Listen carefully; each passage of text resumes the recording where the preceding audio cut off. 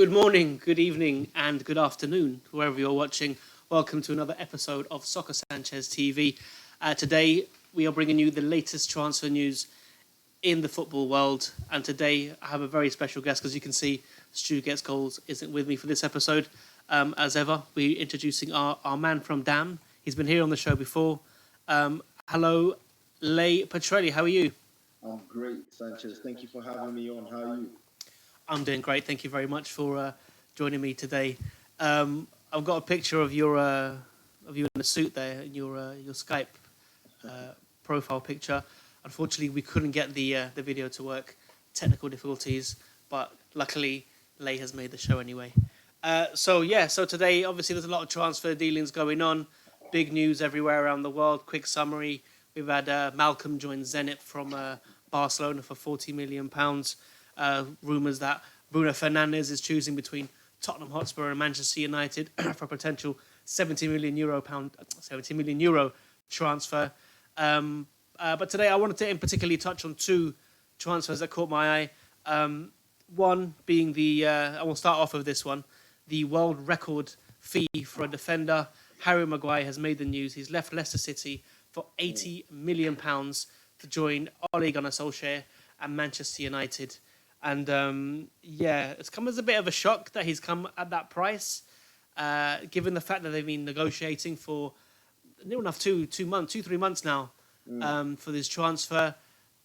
Not much of a negotiation considering they've met Leicester's asking fee from the very beginning. Begs the question, why didn't Leicester just meet the fee 2 months ago, brought him in for the pre-season, get him integrated into the team, and give him a better head start, well, a good head start than what he's going to get now, coming straight into the team with a week left of pre-season. Lay, what do you think of Harry Maguire as a defender, and is that too much for him? Okay. As a defender, I'll be honest. I won't knock him as a defender. I mean, he's perhaps maybe not the most elegant on the ball. To be fair, also defenders aren't really known for that. I mean, obviously we have the Van Dijks of the world, the Sergio Ramoses, but in all fairness, he's a typical English Premier League centre back, and I think he does a decent job. In terms of the fee, now that's a different question. I don't believe a player of Harry Maguire's ilk, with all due respect, is worth 80 million.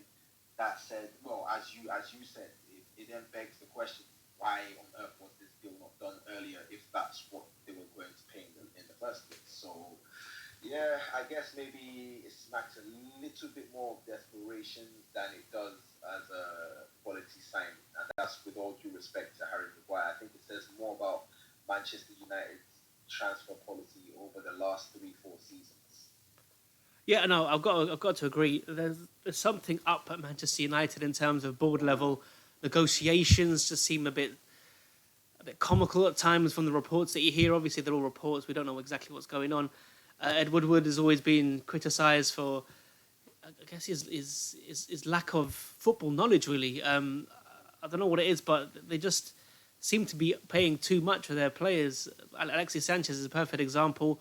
Fantastic talent at Arsenal. He was really the main man, but as soon as he went to Manchester United, I'm not saying the fee or the wages that they were giving him affected his performances, but the fact that he hasn't performed and they've given him a reported, was it £350,000 a week? Probably more. That's a lot of money for a flop. And then you look at someone like Paul Pogba. At the time was a world record fee on silly amounts of money as well.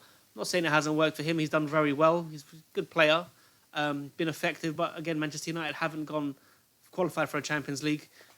He has looked a bit flaky at times, criticised unfairly as well at times.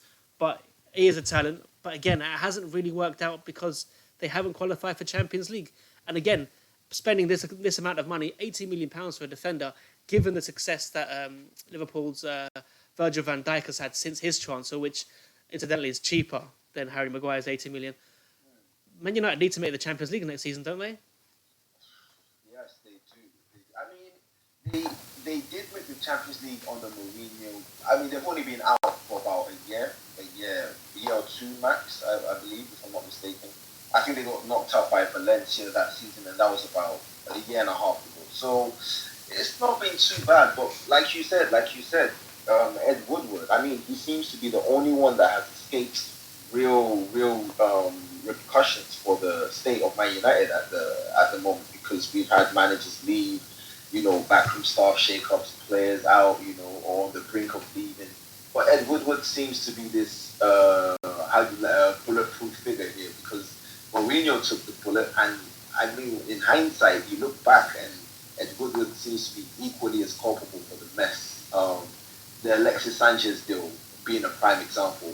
It was the worst kept secret. He was going to Manchester City. As upset as I was as an Arsenal fan, I could understand, going to Manchester City, even if it meant we didn't earn as much as you would at United. So the manner in which United jumped in and, more or less took Sanchez out of City's hands was, it showed, again, it smacks of desperation. I think the only real transfer they've made that I would say made sense was perhaps the Pogba deal. It looked great on paper. It was amazing at Juventus. Initially from Manchester United, anyways, as a youth player. So it made sense. And like you said, it's worked out in some ways, and then on the other hand, it hasn't. So there's a lot going on at Manchester United. Back to the Harry Maguire situation, I believe he will do great. Actually, I think he will do great because he's a typical English centre back, so he won't be phased. He's played in the Premier League, in a Leicester team, that not necessarily punches above his weight, but has to really rise to the occasion more often than not when they play teams above them. So we will do great, but the deeper lying issues at Manchester United that definitely need addressing, and I don't think Harry Maguire is the main answer to those problems. No, I think I have to agree with you there. I mean, he's a very good defender, intelligent. I mean, he reads the game very well. He's often praised for that during his time at Hull City. Shown that again at Leicester. Had a fantastic World Cup last summer. Was one of the main figures. I think he's had a fantastic 12 months. I think he was always destined for a big team. Maybe he should have come sooner. I think he's 26 years old now. And for someone so big, and they call it, he's a unit basically. He's very agile. He's not bad on the ball. He's cultured in that sense. And I mean, you can't see it at the moment, because you're on the Skype call. But I've got statistics up on the screen here, and Maguire's statistics is comparable to Van Dijk in terms of tackles since the 2016-17 season. Harry Maguire's had 148, Virgil van Dijk 102, Laporte 144. And then we've got here aerial duels 1. Maguire's got 71%, Virgil van Dijk 74. Those are the top two. Those are the top two for that one. And Vincent Kompany 72%. I mean, his stats here are pretty impressive, really.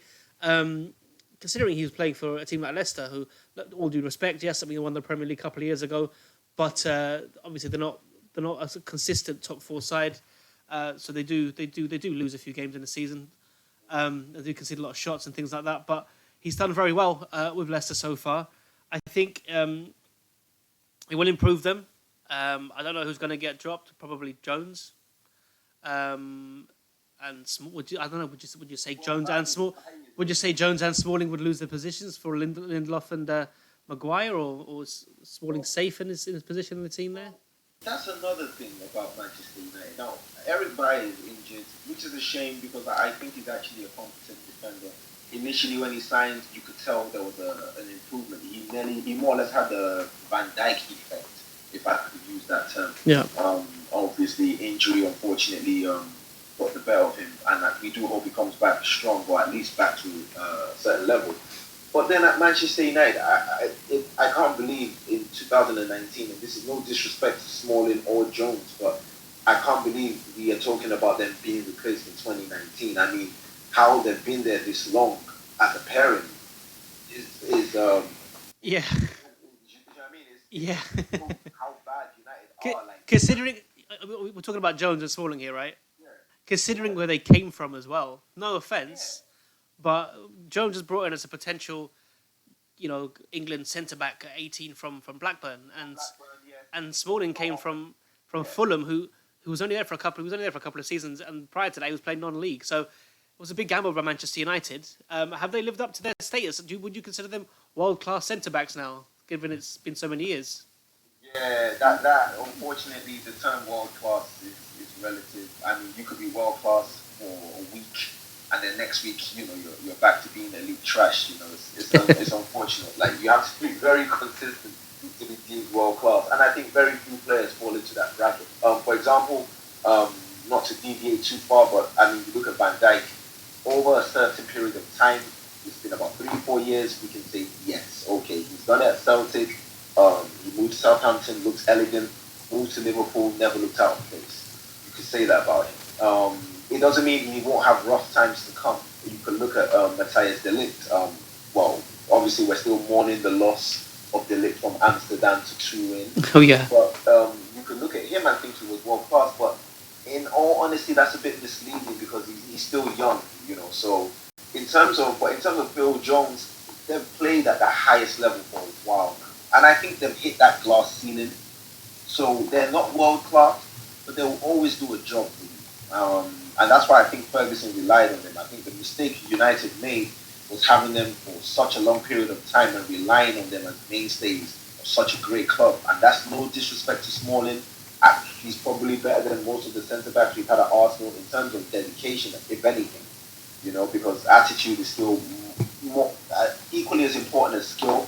And I have to praise their attitude. It's just, a team like Man United that had the likes of Yapstam, Nemanja Vidic, Rio Ferdinand, who obviously was the most expensive defender too at the time, and it seems they're trying to do the same thing with Harry McGuire. I just think they're not world class, but they've done their best. So it's not their fault. I just think Manchester United as a club should definitely be trying to do better in terms of recruitment. Yeah. Going on the discussion of Manchester United, Marcus Rashford has been offered a new contract, rumoured to be $300,000 a week. What's your take on that? Okay, now in terms of Marcus Rashford, I have to be very honest. I won't be brutal, but I'll be honest. I honestly believe he is overrated as a footballer, and it's not really his fault. It seems to be a thing in our league or in our country. It's a culture where the players aren't allowed to really develop. So a player like Marcus Rashford, with all due respect, should not really be an England international, just based on how I've seen his progress. So we have, for example, Marco Reus missed the World Cup for Germany, and that's the only reason Mario Götze was in the squad, more or less. Scores the winner. But it goes to show all Premier League teams were hounding him for his signature. He's the type of player that even if he was free now, the top clubs in England would still take a look. But, in Germany, players like that could come off the bench or may not even make the squad. Sometimes it might be a mistake, like in the case of Leroy Sané. But at the same time, they let their players grow. Like, they have that, except obviously in some cases where they're really desperate or an exceptional talent, like what's the Portuguese kid, João Felix, yeah, Matthias de Ligt, Frankie de Jong, yeah. But in England, players like Rashford, even at Oxlade-Chamberlain, they get 3-4 good games for their clubs, and they're on the plane for their country. There's no real progression, and it's a shame. It's a real shame because players like that then get overhyped, overvalued, overpaid, but then on the pitch they're not delivering in terms of their natural progression. So unfortunately, no, Marcus Rashford is not worth $300,000 a week. Obviously it helps him financially, but I think as a professional it's more detrimental to his career. And that goes for most of young English players in his generation. So it's something that perhaps has to be addressed. And besides that, it just also goes to show how desperate Manchester United are once again. So, and this is not a shot at United; they're actually a great English club. It's just right now their policies and the way they seem to be shifting and changing, it's not the United we know. And for the good of English football, we hope to just see an elite Man United, which obviously improves our lovely Premier League. Yeah, no, you're right. I mean, personally speaking, I think Marcus Rashford is a great talent. He's a very good player. I don't think he's worth 300 grand a week though. That is elite level wages. He hasn't really done anything. I mean, in my opinion, anything elite. I don't know. It remains to be seen what his career is going to be like at Manchester United. It's kind of at a point now where he's maybe, was it 3 seasons now to his career? 3 or 4. He's got to start delivering. Yeah, we'll see what happens. And I think Gareth Southgate is very fond of him, so he's always part of the last few England squads. So that will be interesting. Just touching on Rashford's career at Manchester United, what could affect it? What looks like could be happening, according to reports in Italy. Lukaku will be leaving United to go to Inter Milan. Well, this is it. I mean, from what I was hearing the last couple of weeks, Inter was odds on to sign him, and then obviously the news came out that Spurs were interested in Dybala. Spurs can't meet his wages. United came in, looks like they can meet his wages, and then Lukaku possibly going to Juventus. Do you think if that was to happen, that Dybala will be playing centre forward, or is Marcus Rashford the guy going to be given the push? Yeah, well, this is the thing. So Dybala is a classy player. I still don't think he could just turn up at Manchester United and lead the line for them. Lukaku will be a great miss. He's had his bit of stick in recent seasons, and it's understandable. But I'll be honest, under the right coach with the right system, Lukaku is part of your. It should be part of any team strike force, or at least a squad player at worst. So it will be a big loss for Manchester United.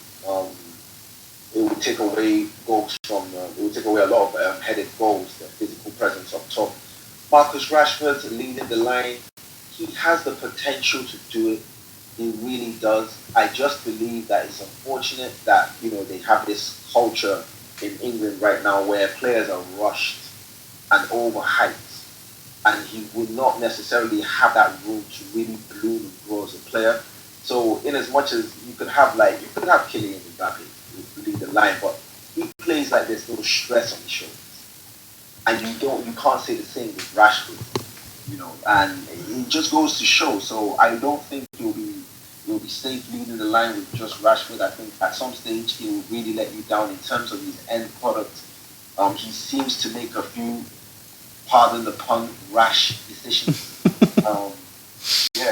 That said, I really think even if they got Dybala and lost Lukaku, they would have to be in for another striker.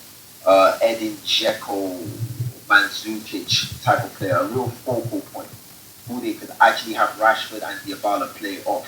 That at least would make some sense. But like we said, Ed Woodward, once again, if Dybala asks for 500,000, I bet they'll try and pay it to him. So, they're a bit desperate. But I also heard on the flip side that wages might be an issue here. So maybe United are actually beginning to think, okay, maybe let's look for an in-house solution. And perhaps Rashford might be the solution. If he is, all the best to him, because he's a young player, and I like seeing young players thrive. It's just they need the right environment to do that.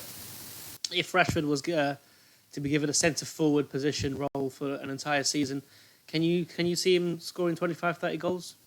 Ever? No, definitely not 30 goals. Not with assists, not with the way Man United play. Some of their build-up is too slow. I mean, they improved a bit, and I think if Martial kicks on, I don't know why we're not talking about Martial up front. I don't want to deviate too far, but the signing of Ibrahimovic really was detrimental to Martial's career. He signed for United and looked like one of the most ice-cold number 9s I had seen in a long time. Scoring goals, ruthless finishing, and then unfortunately, I think that moved dented his confidence. I think he even lost his shirt number too, and to Ibrahimovic at the time, who I also, off the record, believe is semi-overrated. But that's another day. Yeah. Lovely time at Ajax, of course. We loved him at Ajax. But yeah, I think maybe Martial is a player we should be talking about. If you played alongside Rashford and perhaps you threw in Diabala as a front three, I see Rashford getting 15 to 20 goals, but no more than that because I think he needs time to really develop. And unfortunately, with the situation at Manchester United, it doesn't seem like he has that opportunity to develop, not to play. I'm glad you mentioned that, the Martial thing, because I didn't mention it obviously, but Martial playing on the left wing for Manchester United, for me, was odd, because I had seen Martial play for Monaco. If anything, Martial was actually the Mbappe before Mbappe. Yeah. And he was playing as a centre forward. Given he was out wide sometimes, Martial's position is centre forward, and that's what he was before he came to England. Now he's so established in that Man United team, and everyone's known him for being a winger. And to be fair to him, he plays it very well. He does cut inside onto his right foot and score some great goals. But yeah, that's a good shout. Martial in the middle. That's something that I would love to see at Man United. Maybe even put Rashford on the left. Sorry, maybe that would improve his game. Who knows? Yeah, of course. But yeah, it's a good point that you bring up there, and yeah, it's going to be interesting to see how United get on if they don't. Well, if Diabala doesn't come and Lukaku does leave, for example, that's going to be even more interesting to see how they get on there. Obviously, they've got this new. Is it Reece James? Is that his name? The new guy? Daniel James. Daniel. Yeah, he looks fast, so he's likely to be on the wing. So maybe that's what Solskjaer's thinking, bringing Rashford more into the middle, bringing James in, Martial on the left as well at some point. Next season will be interesting for Manchester United. They cannot afford to not make Champions League again. So yeah.